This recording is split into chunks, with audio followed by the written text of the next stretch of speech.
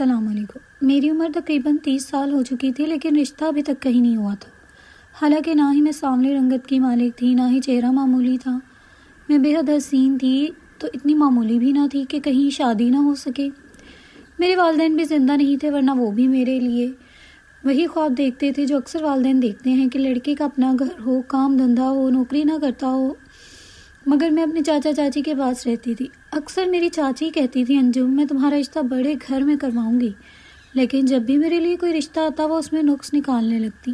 کہتی ہیں لوگ مجھے بہت لالچی لگتے ہیں، جہیز کی لمبی لسٹ پکڑائیں گے۔ کبھی کسی رشتے کے بارے میں کہتی، ان کا بیٹا تو مجھے شکل سے ہی نشے کا عادی لگتا ہے۔ میرے چچا یہ سب باتیں سن کر فوراً اس رشتے سے انکار کر دیتے۔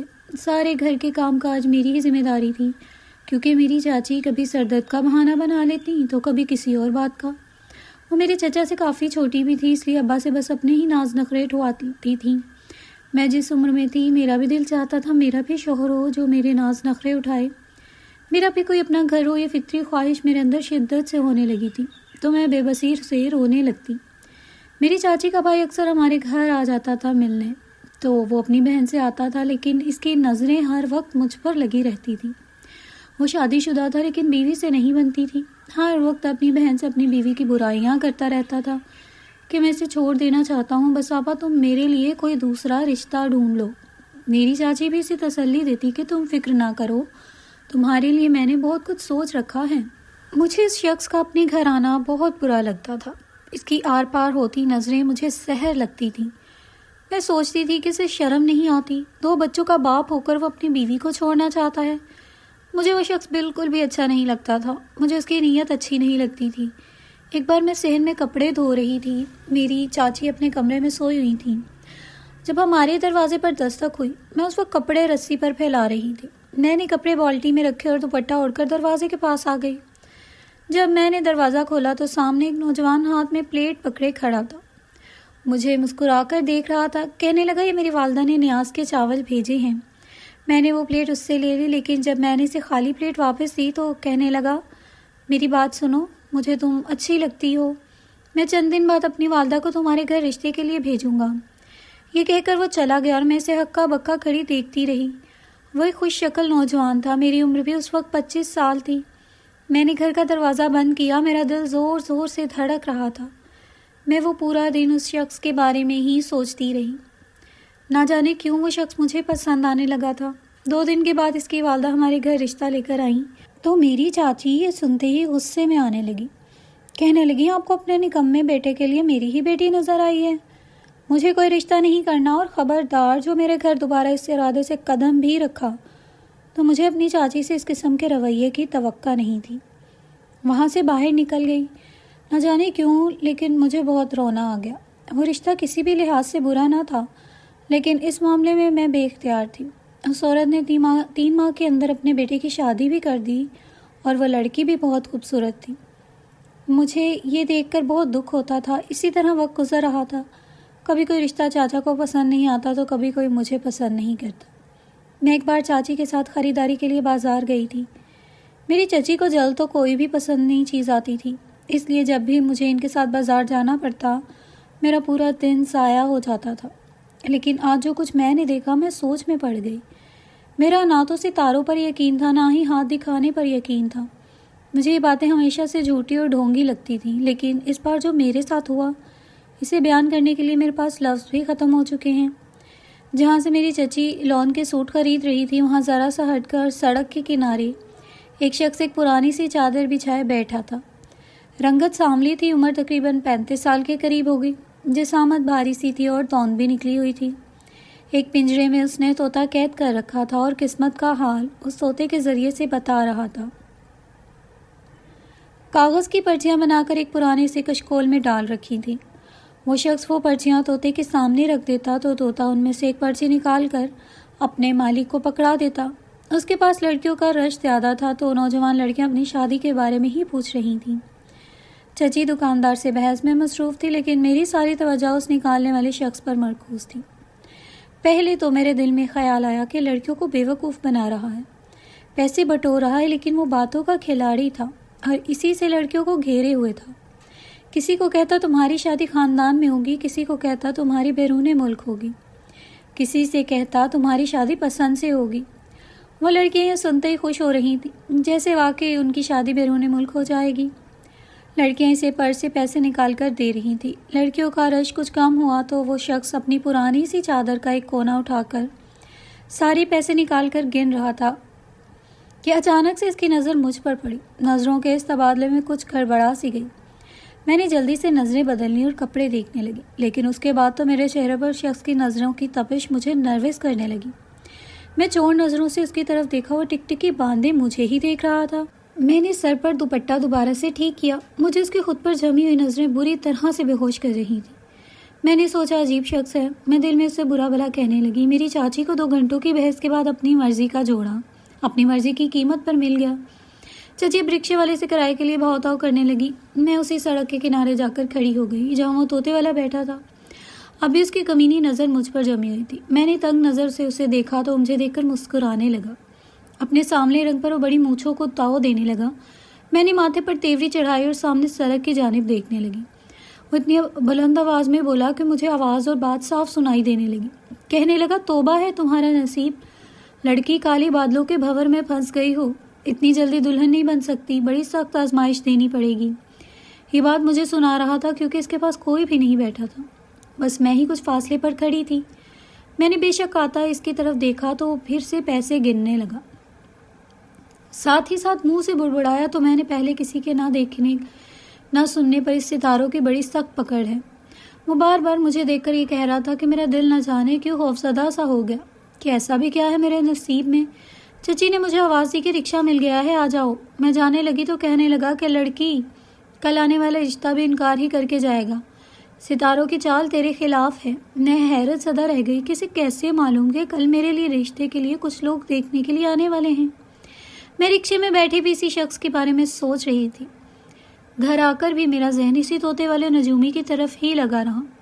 اگلے روز میں پہلی بار بہت بے دلی سے تیار ہوئی کیونکہ مجھے کہیں نہ کہیں اس طوطے والے کی بات پر یقین تھا کہ جو لوگ مجھے آج دیکھ کر جائیں گے وہ انکار کر دیں گے، اس لیے میں اتنی اچھی طرح تیار نہیں ہوئی تھی جتنا ہر بار ہوتی تھی۔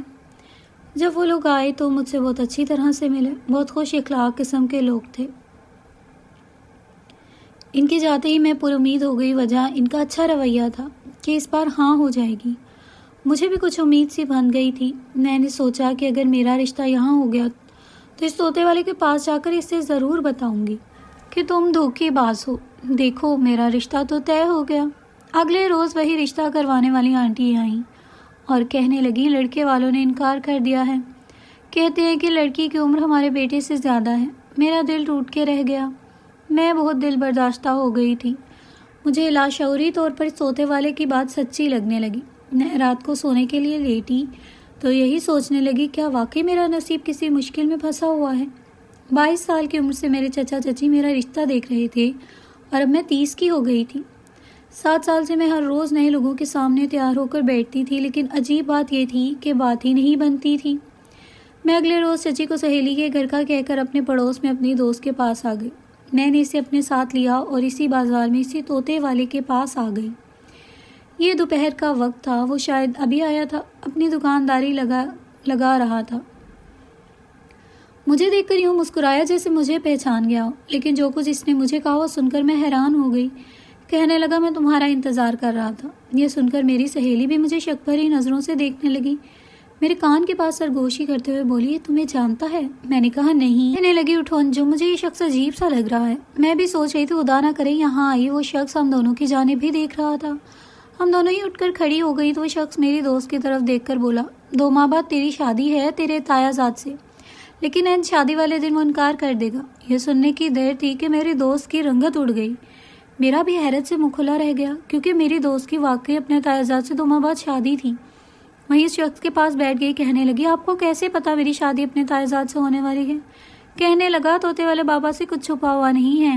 میں اپنی بات بھول بھال کے اپنی دوست کے لیے پریشان ہو گئی۔ وہ رونے لگی، کہنے لگی اگر ایسا ہوا تو میں تو برباد ہو جاؤں گی۔ وہ کہنے لگا اگر تو کل مجھے 25,000 لے آئے تو میں عمل کے ذریعے سب ٹھیک کر دوں گا۔ میری دوست تو پریشان سی ہو کر رہ گئی، کہنے لگی ہم سفید پوش لوگ ہیں، اتنے پیسے میں کہاں سے لاؤں؟ وہ کہنے لگا کام بھی تو بڑا ہے، ورنہ جاؤ اور 2 ماہ بعد کی بدنامی کے لیے تیار رہو۔ یہ کہہ کر وہ اپنے طوطے کے پنجرے میں سیب کے ٹکڑے ڈالنے لگا۔ میری دوست بے حد پریشان تھی۔ میں اپنی پریشانی بھول بھال کر اپنی دوست سے کہا کہ تم پریشان نہ ہو، میں تمہاری مدد کر دوں گی۔ ہم لوگ گھر واپس آ گئے۔ میرے پاس ایک سونے کی چین تھی جو میری والدہ کی نشانی تھی۔ میں نے وہ بیچ کر پیسوں کا انتظام خود کر لیا تھا۔ میری دوست مجھے شکر گزار نظروں سے دیکھ رہی تھی۔ اگلے روز ہم لوگ 25,000 لے کر اس شخص کے پاس چلے گئے۔ ہمیں دیکھ کر اس کی آنکھیں چمک گئیں۔ پیسے دے کر ایک کمینی سی ہنسی ہنستے ہوئے کہنے لگا، سمجھو تمہارا مسئلہ حل ہو گیا۔ میری دوست اس کے جملے پر مطمئن سی ہو گئی۔ پھر میری دوست کو میرے بھی خیال آیا۔ کہنے لگی، ذرا میری دوست کی فال بھی اپنے طوطے سے نکلوا لو کہ اس کی شادی اب کب ہوگی۔ اس بات پر وہ شخص مسکرانے لگا۔ پھر پنجرا کھول کر طوطا باہر نکالا اور ایک لوہے کی خالی کاسہ سے پرچی پکڑی اور کچھ پڑھ کر اس پر پھونک مار کر اس طوطے کے سامنے پھینک دی۔ میرا دل دھک سے رہ گیا۔ میرا دل زور زور سے دھڑک رہا تھا کہ جیسے واقعی میری قسمت اس طوطے کے ہاتھ میں ہے۔ اس نے ایک پرچی اپنے منہ سے اٹھا کر میرے پاس پھینک دی۔ وہ شخص مجھ سے کہنے لگا، اٹھاؤ پرچی۔ نہ جانے کیوں میرے ہاتھ لرز رہے تھے۔ میں گھبرائی ہوئی تھی۔ میں نے وہ پرچی اٹھائی اور دل سے دعا کی کہ کوئی اچھی ہی خبر ہو، لیکن جیسے ہی وہ پرچی کھولی اس پر نا لکھا ہوا تھا۔ اس شخص نے بغیر پڑھے ہی کہا کہ اس پر نا لکھا ہوا ہوگا، تمہارے ماتھے کی لکیریں تمہارا برا نصیب بتاتی ہیں۔ میں یوں تھی کہ بے جان سا وجود ہوں۔ وہ شخص کہنے لگا، اس سال کا ستارہ گردش میں ہے، اگلے 10 سال اس پر بھاری ہیں۔ یہ سن کر مجھے زور کا چکر سا آ گیا تھا۔ میری دوست اس شخص سے کہنے لگی، آپ پیسے لے لیں لیکن میری دوست کا اچھی جگہ رشتہ کروا دیں۔ وہ شخص کہنے لگا، یہ بہت مشکل امر ہے، میں اکیلا اس عمل کو نہیں کر سکتا۔ ہاں، اگر کبھی یہ لڑکی میرے ساتھ میرے گھر چلے تو وہاں ایک بزرگ طوطا ہے جو ہر وقت اللہ اللہ پڑھتا رہتا ہے۔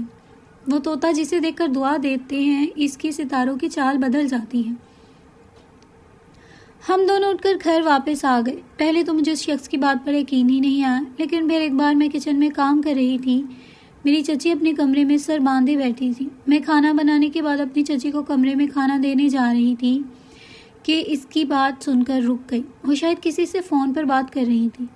کہنے لگے، انجم کی شادی تو میں کسی صورت نہیں ہونے دوں گی، ورنہ سارے کام کی ذمہ داری تو مجھ پر پڑ جائے گی۔ میں تو ایسے ہی اس سے محبت جتا جتا کر اس کے سارے آنے والے رشتوں پر انکار ہی کر دیتی ہوں، تاکہ اسے یہ بھی نہ ہو کہ میں اس کی شادی نہیں کرنا چاہتی۔ اس کے سامنے میں اچھی بنی رہتی ہوں اور اس کے بوڑھے چچا کو بھی یہی لگتا ہے کہ مجھے اس کی بھتیجے کا بہت احساس ہے۔ اس لڑکی کو تو میں ساری زندگی اپنا غلام بنا کر رکھوں گی، اور جب اس کے رشتے آنے بند ہو جائیں گے تو اپنے بھائی سے اس کی شادی کروا دوں گی۔ یہ سب باتیں سن کر میں وہیں سے پلٹ آئی۔ کھانا دوبارہ سے کچن میں رکھ دیا۔ ٹپ ٹپ آنسو میری آنکھوں سے بہنے لگے۔ میری چچی ہی میری اصلی دشمن تھی۔ جب میں نے اسی بات کا ذکر اپنی دوست سے کیا، پھر ہم اس طوطے والے کے پاس چلے گئے اور روتے ہوئے میں نے اپنی سوتیلی ماں کی ساری باتیں اسے بتا دی۔ اس نے ہمیں اگلے روز دوپہر کے وقت اپنے گھر پر بلایا۔ کہنے لگا، ایسا عمل کروں گا تمہاری چچی تمہارے ساتھ جو نہیں کرے گی۔ لیکن جب اگلے روز ہم دونوں اس کے گھر جانے لگے تو جانے کیوں میرا دل زور زور سے دھڑک رہا تھا۔ میں اپنی دوست کے ساتھ اس طوطے والے کے پاس چلی گئی۔ اندر داخل ہونے والے شخص نے دروازہ بند کیا۔ مجھے نہ جانے کیوں خطرہ محسوس ہوا۔ کہنے لگا، یہاں بیٹھ جاؤ۔ میں خاموشی سے وہاں بیٹھ گئی۔ اس کے سامنے رکھی کرسی پر وہ بیٹھ گیا۔ میں دائیں بائیں طوطے کو دیکھنے لگی جسے وہ بزرگ طوطا کہہ رہا تھا، لیکن مجھے وہاں ایسا کوئی طوطا نظر نہیں آ رہا تھا۔ اس شخص نے اپنی جیب سے ایک چین نکالی اور کہنے لگا، اس چین کی طرف دیکھو۔ میں چین کی جانب دیکھنے لگی۔ وہ چین آگے پیچھے تیزی سے ہل رہی تھی۔ وہ شخص کہنے لگا، بغیر آنکھیں جھپکائے اس چین کو دیکھتی رہو۔ ابھی مجھے چند ہی منٹ اس چین کو دیکھتے ہوئے گزرے تھے کہ مجھے لگا وہ چین بیچ میں سے غائب ہو چکی ہے۔ میری نظریں اب اس شخص کی آنکھوں کو دیکھ رہی تھی۔ مجھے یہ لگا جیسے میرا دماغ سے اس شخص کے تابع ہو چکا ہے۔ پھر مجھے کچھ بھی ہوش نہیں رہی، اور جب ہوش آیا تو میری دوست کہنے لگی، فوراً یہاں سے نکلو، یہ شخص جھوٹا اور مکار ہے، تمہیں بے ہوش کر کے تمہیں برباد کرنا چاہتا ہے۔ ہمیں کسی بری طرح سے اپنی باتوں کے جال میں پھنسا دیا تھا۔ جب میں کمرے سے باہر نکلی تو وہ شخص باہر بیٹھا تھا اور اس کا طوطا اس کے پاس بیٹھا باتیں کر رہا تھا۔ میں حیران تھی کہ وہ طوطا کسی انسان کی طرح سے صاف صاف باتیں کر رہا تھا۔ وہ طوطا اسے کسی لڑکی کے گھر کی خبریں سنا رہا تھا کہ وہ طوطا ان کی منڈیر پر جا کر بیٹھ جاتا تھا اور گھر میں ہونے والی گفتگو سن کر اس شخص کو بتاتا تھا۔